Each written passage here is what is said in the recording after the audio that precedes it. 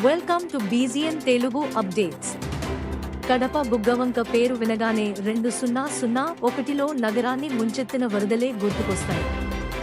అందరూ నిద్రిస్తున్న సమయంలో వచ్చిన వరద పదుల సంఖ్యలో ప్రాణాలను బలిగొంది, కోట్ల రూపాయల నష్టాన్ని మిగిల్చింది. నవంబర్ 2019లోనూ బుగ్గవంకకు వరద పోటెత్తింది. భారీగా ఆస్తి నష్టం సంభవించింది. ప్రస్తుతం వర్షాకాలం వస్తుందంటేనే కడప నగర వాసుల గుండెల్లో రైళ్లు పరిగెడుతున్నాయి. బుగ్గవంక ముంపు నుంచి స్థానికులను కాపాడేందుకు రక్షణ గోడల నిర్మాణం 3 ఏళ్లుగా పూర్తి కాకపోవడంతో స్థానికులు ఆందోళన వ్యక్తం చేస్తున్నారు.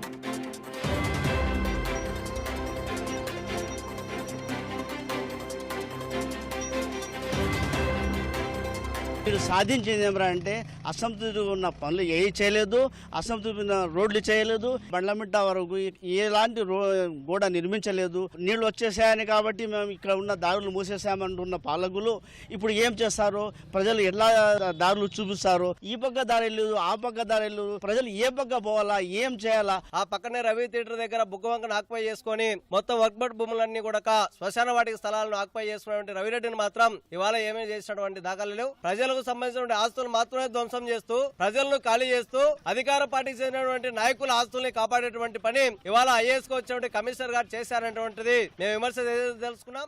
జగన్మోహన్ రెడ్డి మేనమామ రవీంద్రారెడ్డి సంబంధించిన థియేటర్ కాడికి వచ్చి వంక గోడ కుదించుకుపోయిన పరిస్థితి. అక్కడ 40 అడుగుల సంబంధం రోడ్డు వస్తే కన్నా అక్కడ సంబంధించిన థియేటర్ పోతుందని థియేటర్ పోకుండా ఇవాళ రెవెన్యూ కార్పొరేషన్ అదేవిధంగా ఇరిగేషన్ అధికారులు పూర్తిగా వంపు తిప్పి రక్షణ గోడ సంబంధం దాంట్లో పూర్తిగా లోపల కుదించుకుపోయిన పరిస్థితి. ఇవాళ వర్షం నీళ్లు కన్నా పైనుంచి వస్తే కన్నా ఆ నీళ్లు కూడా పొంగి పొల్లి తిరిగి ఇట్లా పాత బస్ స్టాండ్ వైపు వచ్చే అవకాశం ఉంది. రాష్ట్ర ముఖ్యమంత్రి గారు యొక్క కడప నగరంలో ఉన్నటువంటి రాజు మార్గ్ ఓపెనింగ్ వచ్చి 20 కోట్ల రూపాయలతో ఈ యొక్క బ్రిడ్జిని మేము శాంక్షన్ చేశాము. ఈ యొక్క బ్రిడ్జిని మేము జెట్ టైప్ లో నిర్మించబోతామని చెప్పేసి ఇదే కమిషనర్ గారు, ఇదే ఆర్డీఓ గారు, ఇదే ఎంఆర్ఓ గారు అందరూ ఈ యొక్క నమూనాలను అన్నింటినీ తీసుకొని పోయి అక్కడ ముఖ్యమంత్రి గారికి పెడితే ఆయన కూడా ఓపెనింగ్ చేసేసినాము, టెండర్లు పిలిచినాము, ఆగస్టులో మేము ఇది చేస్తున్నాము, నవంబర్ కల్లా అయిపోతుంది, డిసెంబర్ కల్లా జనాలు తిరిగేటువంటి పరిస్థితి తీసుకొచ్చామని చెప్పి ప్రగల్భాలు చెప్పినారు. అయితే ఇప్పటికీ ఈరోజు ఇక్కడ కనీసం ఒక ఇటుక పిల్ల పెట్టేటువంటి పరిస్థితి కూడా లేదు. అప్పుడైతే ఏ ఉద్దేశం ఏదైతే ప్రభుత్వము ఈ బుగ్గవంక సైడ్ ఉన్న ఇల్లు కులగొట్టారో